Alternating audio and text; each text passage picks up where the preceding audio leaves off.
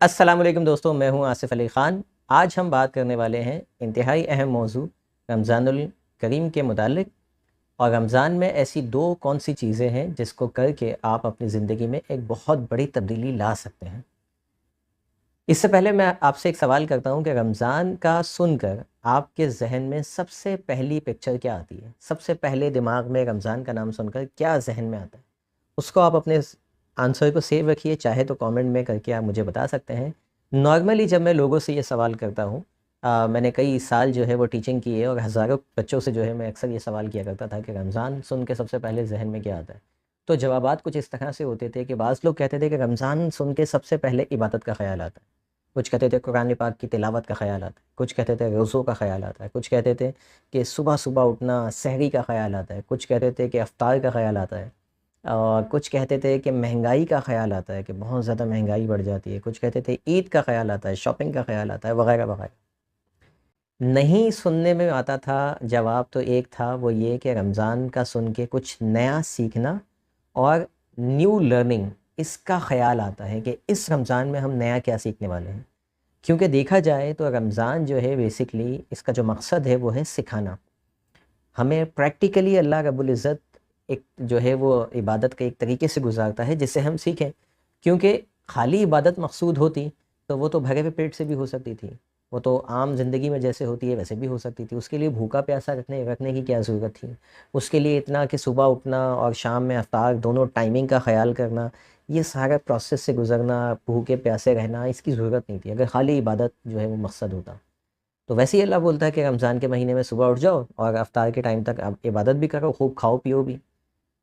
लेकिन भूखा रखने में कुछ ना कुछ वजूहात थी।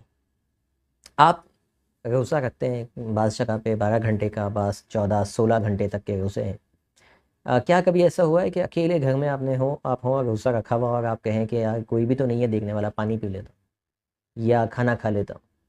क्या आप ऐसा करेंगे कभी? यकीनी तौर पे आपका जवाब होगा कि अल्लाह तो देख रहा है और अल्लाह के लिए रोज़ा रखा है।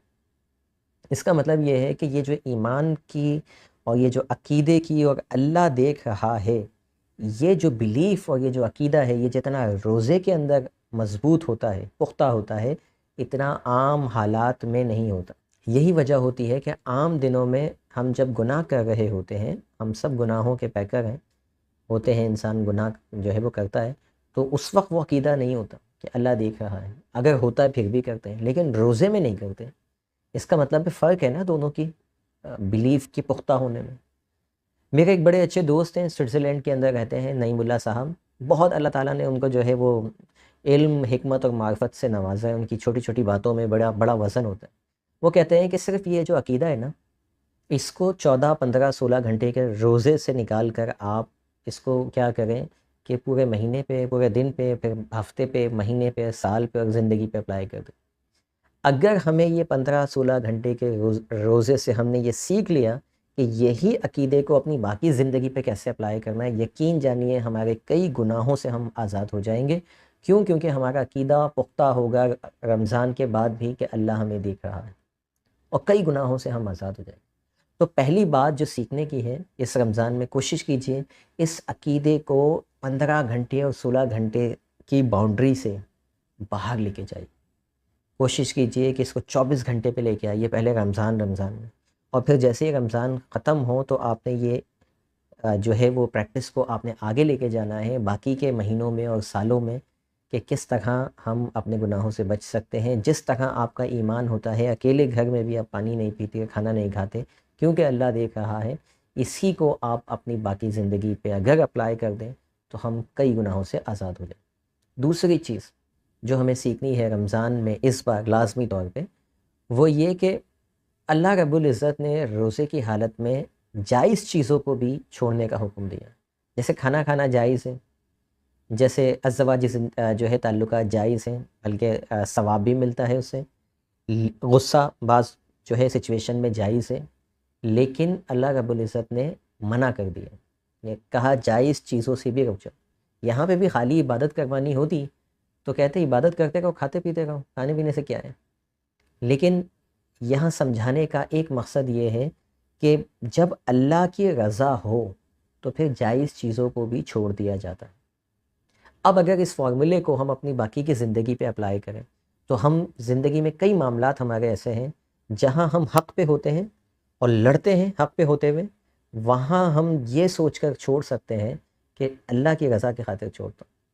ہم حق پہ ہوتے ہوئے کسی کو سزا دینے کے بجائے اس کو معاف کر دیں کہ اگر ٹھیک ہے میں حق پہ ہوں، ٹھیک ہے میں جائز بات کہہ رہا ہوں، لیکن فتنے کے ڈر سے، فتنے کو ختم کرنے اور اللہ کی رضا کی خاطر میں جانے دیتا ہوں، میں معاف کر دیتا ہوں، اللہ کی رضا کے لیے میں غصہ چھوڑ دیتا ہوں، اللہ کی رضا کے لیے میں سامنے والے سے تعلقات اچھے کر لیتا ہوں، اگرچہ میں جائز اور جو ہے وہ، یہ چیز اللہ رب العزت ہمیں سکھانے کی کوشش کر رہا ہے کہ رمضان میں جائز چیزوں کو بھی چھوڑنے کا مطلب یہ ہے کہ جب اللہ کی رضا آ جائے تو ہمیں پریکٹس کروا گا اللہ کہ میری رضا کے خاطر جائز چیزوں کو بھی چھوڑو، میری رضا کے خاطر حق پہ ہوتے ہوئے بھی جن چیزوں کا ویسے عام طور پہ حکم ہے لیکن چھوڑ دو، اس کے پریکٹس کروا۔ ادروائز پریکٹس کہاں ہوگی؟ ہم نے پڑھ لیا کتابوں میں، ہم نے پڑھ لیا قرآن میں کہ اللہ کی رضا ہوتی ہے کوئی چیز، لیکن پریکٹس کہاں کریں؟ اسلام تو ہمارا دین ایسا دین ہے جو پریکٹیکل وے میں سمجھاتا ہے، وہ صرف کتابی باتوں میں نہیں سکھاتا۔ یہی وجہ ہے کہ نبی کریم صلی اللہ علیہ وآلہ وسلم کی زندگی ہمارے لیے عملی نمونہ ہے، ہر بات عمل کر کے دکھائی، اور پھر یہ رمضان میں ہمیں جو ہے وہ عمل کے ذریعے ہمیں سکھایا جا رہا ہے کہ کیسے صرف اللہ کے ڈر سے رک جانا ہے، کیسے اللہ کی رضا کے لیے چھوڑ دینا ہے۔ یہ رمضان کے صرف دو مقاصد، صرف دو باتیں اس بار آپ رمضان میں عمل کریں اور اس کو اپنی باقی کی زندگی پہ لے کے جائیے، یقین جانیے آپ کی زندگی جو ہے وہ ایک نئی سمت کے اندر، ایک نئی ڈائریکشن کے اندر جو ہے وہ ٹریول کرنے لگ جائے گی۔ اور رمضان کے کئی مقاصد ہیں جیسے کہ بھوکا پیاسا رہ کے لوگوں کی بھوک کو سمجھنا، لوگوں کی تنگدستی کو سمجھنا، یہ باتیں ہم بچپن سے سنتے ہوئے آ رہے ہیں، یقینی طور پہ وہ آپ کو پہلے سے پتہ ہوں گی، اس لیے میں اس پہ جو ہے وہ زیادہ بات نہیں کرنا چاہ رہا، لیکن کوشش کیجئے کہ اس بار ان دو باتوں پر آپ لازمی عمل کریں۔ ویڈیو اگر آپ کو پسند آئی ہو تو آپ اس کو لائک کیجئے اور لازمی اپنا فیڈ بیک کامنٹ باکس میں دیجئے۔ ہمارا چینل ابھی تک سبسکرائب نہیں کیا تو وہ بھی کر لیجئے۔ ملتے ہیں اگلی ویڈیو میں۔ Thank you for watching. Allah حافظ۔